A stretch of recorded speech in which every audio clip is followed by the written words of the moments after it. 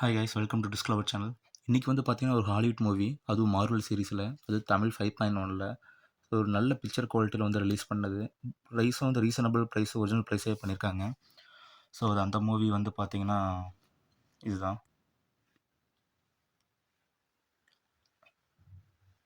Avengers. So இது வந்து பார்த்தீங்கன்னா டிஸ்னின்னு சொல்லி சோனி அவங்களே வந்து பார்த்தீங்கன்னா ரிலீஸ் பண்ணது, தமிழில் வந்து ரிலீஸ் பண்ணியிருக்காங்க.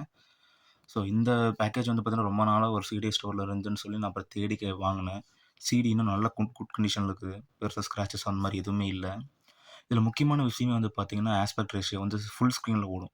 சப்போஸ் வந்து 4350 இன்ச்சஸ் டிவியில் வச்சுருக்கீங்கன்னா வந்து பார்த்தீங்கன்னா நல்லாவே உங்களுக்கு வீடியோ குவாலிட்டி, ஆடியோ குவாலிட்டி நல்லாவே கிடைக்கும். 1:78 ரேஷியோவில். இதில் வந்து பார்த்தீங்கன்னா தமிழ் 5.1 கொடுத்துருக்காங்க. பட் டிடிஎஸ் ஆடியோன்னு கொடுத்துருக்காங்க, பட் டால்பி தான்.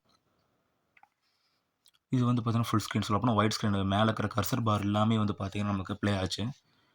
ஸோ இது வந்து பார்த்தீங்கன்னா ரீஜியன், அதாவது வந்து பார்த்தீங்கன்னா இந்தியாவில் மட்டும்தான் ப்ளே ஆகும். வேறு ரீஜியன் டிவிடியில், ப்ளூரேஸில் எதுவுமே ப்ளே ஆகாது. அப்புறம் சென்சார் சர்டிஃபிகேட் கொடுத்துருக்காங்க. ஸோ இது வந்து பார்த்தீங்கன்னா டிஸ்னியோடது. நான் வந்து சோனி பிளேயர்லேயே ப்ளே பண்ணதுனாலே என்னவோ அதோட குவாலிட்டி, வீடியோ குவாலிட்டி ரொம்ப நல்லா இருந்துச்சு. கிட்டத்தட்ட ப்ளூரேக்கு ஈக்குவலாக இருந்துச்சு. கொஞ்சம் டிஸ்டன்ஸில் உட்காந்து பார்த்தோம்னா அது ப்ளூரேவா டிவிடி அந்தளவுக்கு கன்ஃபியூஸ் ஆகிற மாதிரி இருந்துச்சு. ஸோ இது வந்து பார்த்தீங்கன்னா 2012 வந்து ரிலீஸ் பண்ணியிருக்காங்க.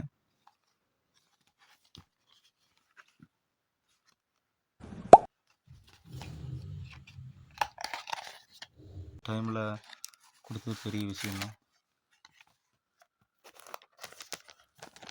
ஸோ இதில் இருந்தால் பாக்ஸ்லேயே இருந்தால் ஏதாவது இதாயிரும், ப்ராப்ளம் ஆயிரும்னு சொல்லி தனியாக கவரில் போட்டிருக்காங்க.